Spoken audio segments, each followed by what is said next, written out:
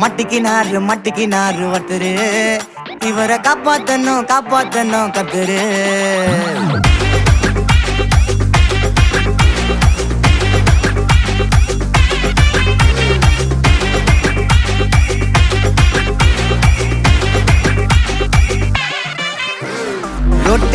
Road கடை குருமா, திரும்பி உனக்கு வந்து அச்சுது பாரு கருமா. வாஷிங் பவுடர் நிறுமா, கொஞ்சம் வாய சுவையும் பொத்துக்கிட்டு இருமா. ஓ நிலைமையத்தான் நினைச்சு சிரிமா.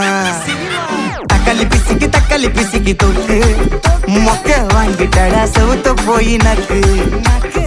ஐபிஎல் கப்பு நான் வாங்கி தரேன் லாலிபப்ப சப்பு.